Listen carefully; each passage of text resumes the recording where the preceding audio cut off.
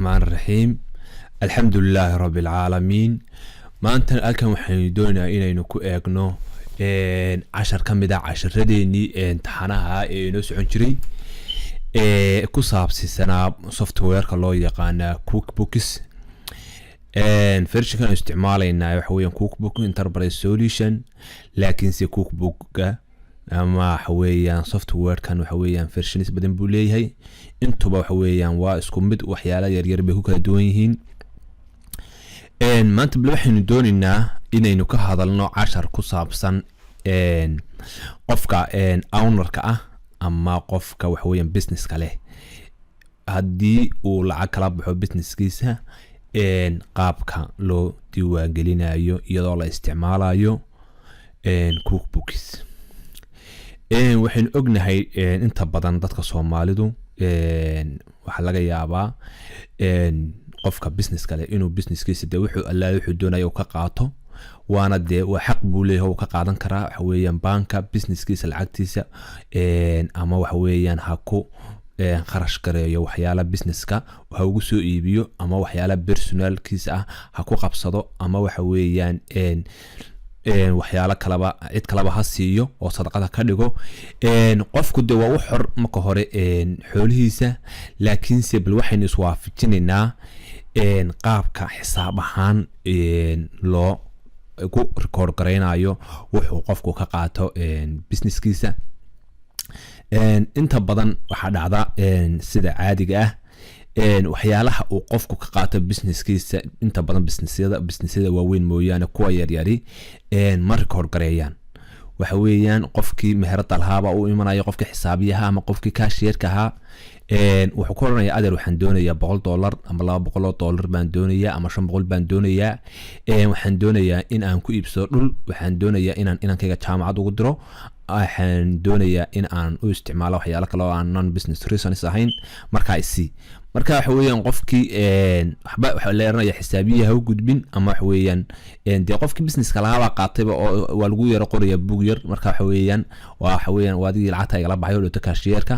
laakiin se waxa laga yaabaa inta badan marka la isticmaalayo account software-iska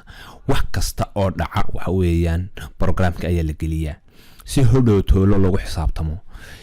businessyada qaarkood waxa laga yaabaa in ay leeyihiin dad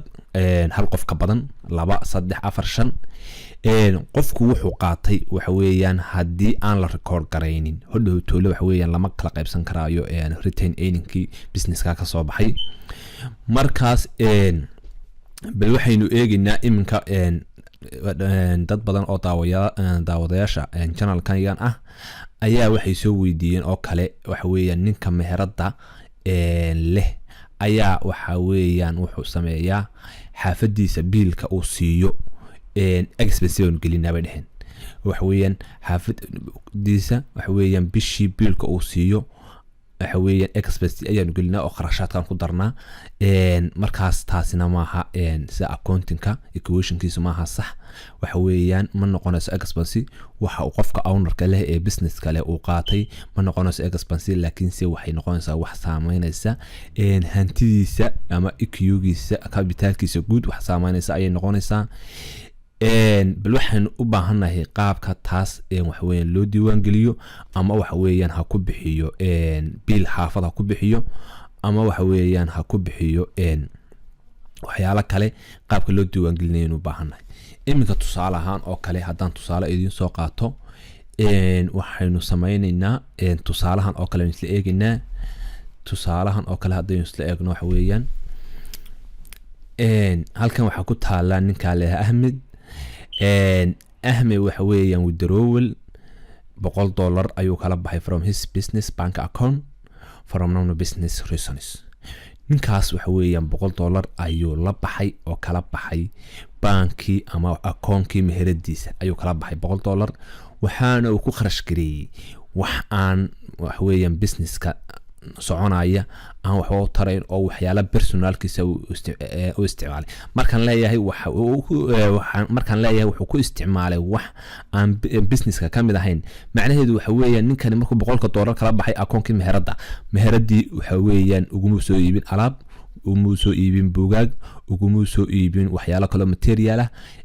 laakiin saytu akoonkii meherada lacagtii ka saaray ayuu wuxuu u isticmaalay ama biil xaafadiisa ah ama inankiisa oo waxa weeyaan xanuunsanaya waxa weeyaan uu dhakhtar ku geeyay ama isaga iskaga shaashaaho qaatay laakiinse waxa weeyaan akoonkii meheradiisa ayuu kala baxay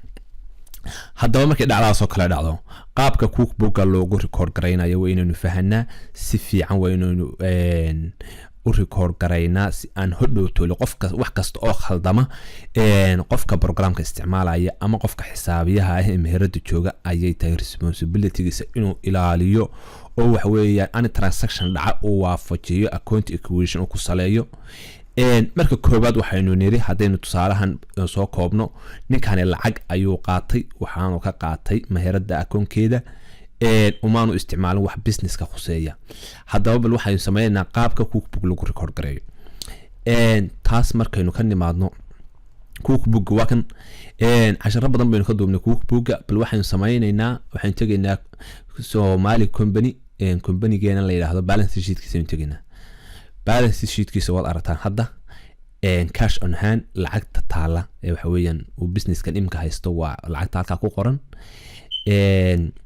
account receivable waxa weeyaan deynta meheradan ka maqan waynu aragnaa iyadana 626 inventory asset-ka waxa weeyaan alaabta meesha taala waxa weeyaan iyaduna 20,000 lacagtaas ah hadaynu hoos u soconno اللهم صل على محمد hadaynu hoos u soconno waxa weeyaan account payable $50 oo khaliya ayaa meheradan lagu leeyahay open balance equity waxa weeyaan lacagta uu leeyahay ama lacagta guud ee businesska equity waa intaas net income kan waxa weeyaan waxyaalaha la iibinayay waxa weeyaan daily transaction ki maalin kasta la gelinayay weeyaan bal waxaan sameynaynaa hadaba ninkani lacagta uu kala baxay lacagta waxa weeyaan wuxuu ka qaatay baa inuu $100 lacagta halka taal ayuu ka qaatay $100 waxa weeyaan bal qaabka aynu u saameynayno eegaynaa ee qaabka halka transaction ka aynu ka record gareynayno iyo waxa weeyaan daaqada aynu isticmaalayna ama waxa weeyaan sheet-ka in la soo baxayno waxaynu doonaynaa marka hore ninka lacagtiisa waxa weeyaan $100 oo ninkaas business-ka kala baxay marka koobaad waxay saameynaysaa waxa weeyaan lacagtii cash-ka ahaa ee akoonka taale way yaraanaysaa marka yaraato taasi waxa kale ee yaraanaya ninka waxa weeyaan equity ama waxa weeyaan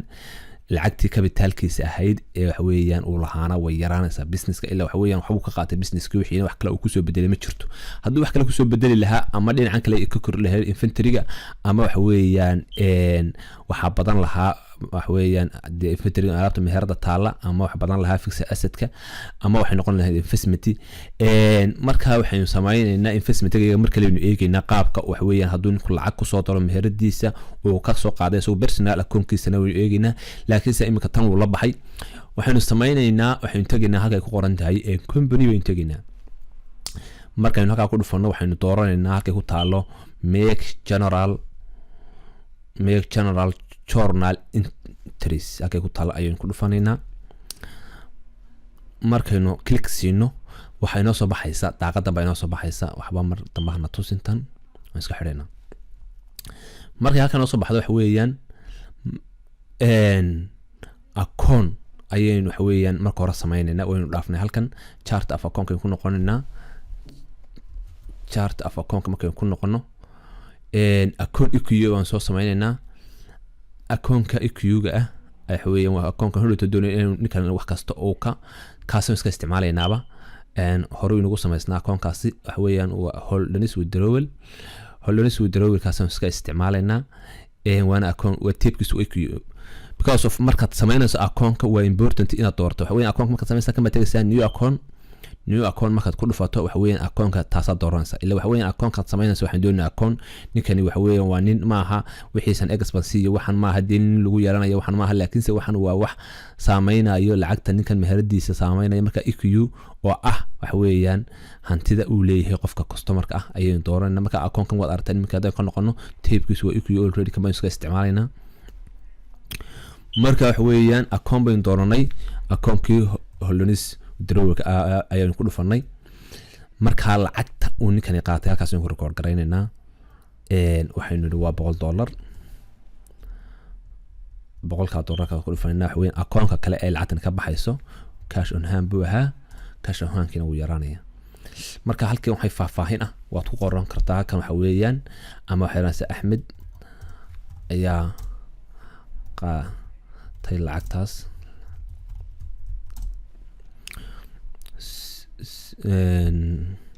waxa weeyaan Axmed baa qaatay lacagtaas waa ninkii businesska lahaa ama waxaad oran kartaa ilmihiisa ayuu dhakhtar ku geeyey waxaad doontaad oran kartaa ama waxa weeye ilmihiisa ayuu dhakhtar ku geeyey waxaad doontaad oran kartaa markaas markaad saa u record garayso halka name'ka uu ku jiro name'ka waxa weeyaan haddaad isticmaashay haddii kale wax dhibaato ama laha waxaan sameynaynaa saasaan ku record garaynaynaa save and record date-kana waa iska saxaynaa markaynu saa ku record garayno waxaynu ku noqonaynaa balance sheet-kii company-ga baynu ku noqonaynaa haddaynu balance sheet-ka ku noqono waad aragteen lacagta akoonka inugu jirtay way yaraatay $100 ayaa laga jaray intii kale waxba iskama bedelin haddaynu hoos noqono halka waxaan ku aragnaa holders drawskaas waxa weeyaan lacagtaas waxaa laga jaray directly waxaa looga jaray open balance equity meherada ayaa laga jaray waa minus